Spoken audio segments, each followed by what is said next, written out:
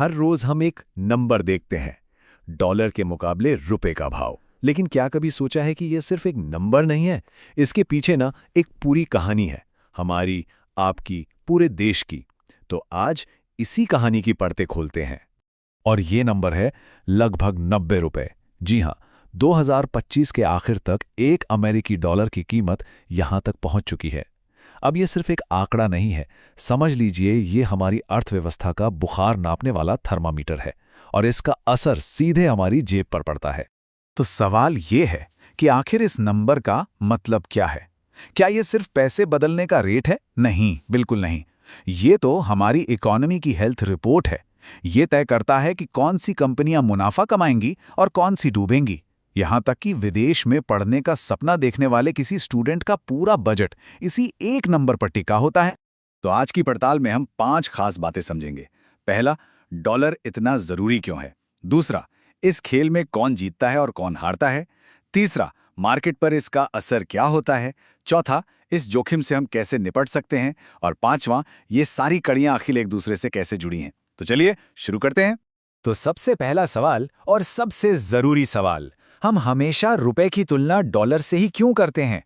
Pound, euro, येन भी तो हैं। आखिर इस डॉलर में ऐसी क्या खास बात है? देखिए, बात सीधी सी है। अमेरिकी डॉलर दुनिया का बॉस है। इसे कहते हैं वर्ल्ड्स रिजर्व करेंसी। इसका मतलब यह है कि दुनिया का ज्यादातर बड़ा कारोबार, जैसे कच्चा तेल खरीदना हो या कोई मशीन मंगवानी हो, सब डॉलर में ही होता है। तो जाहिर है, जब डॉलर ऊपर नीचे होता है तो भारत की पूरी अर्थव्यवस्था में हलचल मच जाती है। और आपको बता दूं, ये कहानी आज की नहीं है।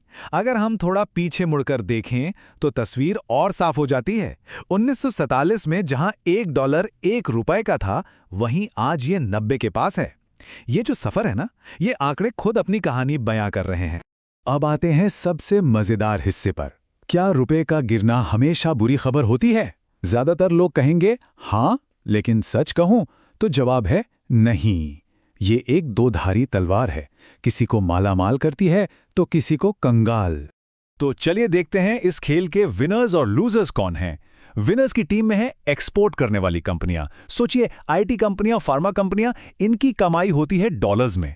रुपया कमजोर हुआ तो इनके डॉलर जब रुपए में बदले तो बन गए ज्यादा रुपए। बल्ले बल्ले। और लूजर्स, वो जो इंपोर्ट पर निर्भर हैं, जैसे एयरलाइंस, जिन्हें प्लेन का तेल डॉलर में खरीदना पड़ता है। रुपया गिरा तो इनकी लागत सीधे आसमान पर। लेकिन रुकिए, कहानी में एक ट्विस्ट है। ऐसा नहीं है कि हर एक्सपोर्टर की चांदी होती है। कुछ सेक्टर जैसे टेक्सटाइल, जेन्सन ज्वेलरी या लेदर, ये भी एक्सपोर्ट करते हैं, पर इनका कच्चा माल विदेश से यानी डॉलर में आता है। तो एक तरफ कमाई बढ़ी तो दूसरी तरफ लागत भी बढ़ गई। नतीजा, फायदा तो दूर, नुकसान हो जाता है। और ये नफा नुकसान सिर्फ कंपनियों तक ही सीमित नहीं है, इसका असर हम सब पर पड़ता है। एक उदाहरण लेते हैं। कोई स्टूडेंट है जो विदेश में पढ़ रहा है। मान लीजिए उसकी फीस है $40,000। रुपया गिरा और रातों रात उसकी फीस 21% बढ़ गई। सोचिए जरा, ये किसी भी मिडिल क्लास परिवार के पूरे साल के बजट को हिलाकर रख देगा। तो हमने कंपनियों और आम लोगों पर असर देख लिया। अब जरा देखते हैं कि इस पूरी उथल-पुथल पर शेयर बाजार और जो विदेशी निवेशक हैं, वो कैसे रिएक्ट करते हैं। और एक बात समझना बहुत जरूरी है कि इस खेल में हम अकेले नहीं हैं। ये एक ग्लोबल कहानी है। अगर हम दुनिया की बाकी बड़ी करेंसीज को देखें तो तस्वीर और साफ होती है। एक तरफ यूरो और पाउंड जैसे करेंसी डॉलर के सामने मजबूत हुए, वहीं दूसरी तरफ हमारा रुपया और जापानी येन दोनों कमजोर पड़ गए। तो इससे होता क्या है? जो फॉरेन इंस्टीट्यूशनल इन्वेस्टर्स मतलब FIIs भारत में पैसा लगाते हैं, वो घबराने लगते हैं। क्यों? क्योंकि जब रुपया गिरता है तो उनका कमाया हुआ मुनाफा जब वापस डॉलर में बदलता है तो वो कम हो जाता है। और जब उन्हें नुकसान का डर सताता है तो वो क्या करते हैं? वो अपना पैसा भारतीय बाजार से निकालने लगते हैं। नतीजा, हमारे शेयर बाजार पर और ज्यादा प्रेशर। अब जब बाजार में इतनी घबराहट फैलती है तो मैदान में एंट्री होती है हमारे रेस्क्यूअर की, रिजर्व बैंक ऑफ इंडिया। जब रुपया बहुत तेजी से गिरने लगता है तो RBI अपने खजाने से डॉलर निकालकर बाजार में बेचता है ताकि गिरावट थम सके। और ये चार्ट देखिए, ये साफ दिखा रहा है कि 2025 में RBI को कितनी ज्यादा दखलंदाजी करनी पड़ी। ये बताता है कि सिचुएशन कितनी सीरियस थी। तो ठीक है, प्रॉब्लम तो समझ आ गई। रुपया ऊपर नीचे होता है, बाजार में उथल पुथल होती है। लेकिन सवाल यह है कि एक इन्वेस्टर के तौर पर इस जोखिम से बचने के लिए क्या किया जाए। चलिए 4 स्मार्ट तरीके देखते हैं। पहला, डाइवर्सिफाई करें, मतलब अपने सारे अंडे एक ही टोकरी में ना रखें। कुछ पैसा एक्सपोर्ट करने वाली कंपनियों में लगाएं तो कुछ घरेलू कंपनियों में। दूसरा, ऐसी कंपनियां ढूंढें जो नेचुरली हेज्ड हों, मतलब जिनकी कमाई भी डॉलर में हो और खर्चा भी, हिसाब बराबर। तीसरा, थोड़ा ग्लोबल सोचिए। ऐसे म्यूचुअल फंड्स में पैसा लगाइए जो विदेशों में निवेश करते हों। रुपया गिरेगा तो डॉलर में हुआ फायदा काम आएगा।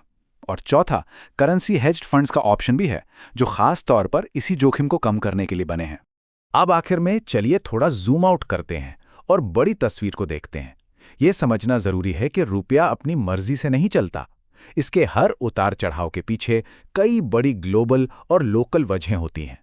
क्या क्या वजह हैं? अमेरिका में ब्याज दरें क्या हैं? कच्चे तेल का भाव क्या चल रहा है? हमारा व्यापार घाटा कितना है?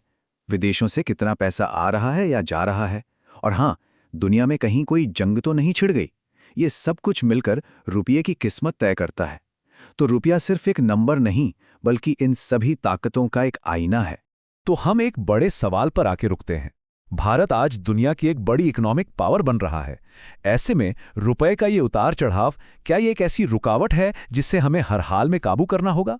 या फिर क्या यही आने वाले कल की सच्चाई है, एक न्यू नॉर्मल जिसके साथ हमें जीना सीखना होगा? ये सवाल सोचने वाला है,